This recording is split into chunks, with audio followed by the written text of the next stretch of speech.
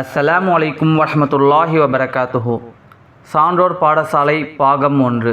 தீமைகள் தான் மிஞ்சி உள்ளன. இமாம் ஹசன் அல் பஸ்ரி ரஹ்மத்துல்லாஹி அவர்கள் கூறினார்கள், நன்மைகள் சென்று விட்டன, தீமைகள் மிஞ்சிவிட்டன. முஸ்லிம்களில் மீதம் இருப்பவர் கவலை அடைந்துள்ளார். கருத்து: இமாம் அவர்கள் சஹாபாக்களின் இறுதி காலத்தில் வாழ்ந்தவர்கள், அதுபோன்று மூத்த தாபியீன்கள் காலத்தில் வாழ்ந்தவர்கள். இப்படி நல்லவர்கள் பலர் இந்த உலகத்தை விட்டு சென்று கொண்டே இருக்க குழப்பங்களும் அனாச்சாரங்களும் பெருகிக் கொண்டே இருந்தன.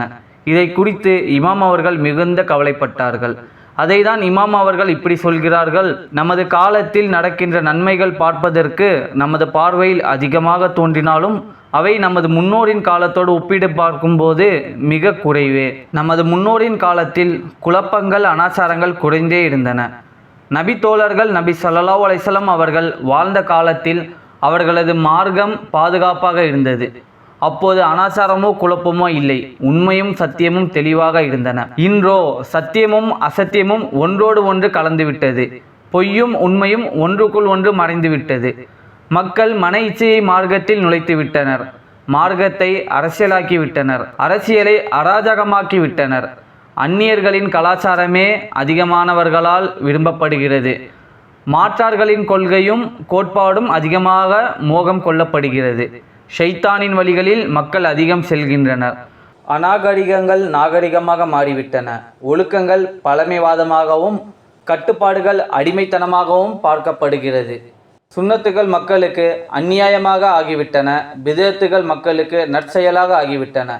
சுன்னத்துகள் வெறுக்கப்படுகின்றன, பிதஅத்துகள் விரும்பப்படுகின்றன. சுன்னத்துகள் புறக்கணிக்கப்படுகின்றன, பிதஅத்துகள் வரவேற்கப்படுகின்றன. சுன்னத்துகள் அசிங்கமாகவும் பிதஅத்துகள் அழகாகவும் ஆகிவிட்டன. இப்படி மாறிவிட்டதை நினைத்துதான் இமாம் அவர்களும் அவர்களை போன்ற சான்றோர்களும் அக்காலத்தில் கவலைப்பட்டனர். அவர்களது காலத்திலேயே இந்த நிலை என்றால் நமது காலத்தை பற்றி என்ன சொல்வது? மார்க்க கல்வியும் முன்னோர் வழிமுறையையும் உருமாற்றப்பட்டு விட்டன. நபி தோழர்களின் வழிமுறைகள் கைவிடப்பட்டு விட்டன. பின் தோன்றியவர்களின் புதுமைகள் மார்க்கமாகவும் மார்க்கத்தின் அடையாள சின்னமாகவும் மாறிவிட்டன. சுன்னத்களை பின்பற்றுவோர் குழப்பவாதிகளாகவும் பிதஅத்களை செய்வோர் மார்க்க பற்று உள்ளவர்களாகவும் பார்க்கப்படுகின்றனர். சான்றோர் பாதையில் பயணிப்பவர்கள் பிரிவினைவாதிகளாகவும் கல்வி ஞானமற்ற பின்னோர் பாதையில் பயணிப்போர் தக்வாதாரிகளாகவும் அறியப்படுகின்றனர். பிதஅத்கள் மீதுள்ள பற்று சுன்னத்துகள் மீது இல்லை.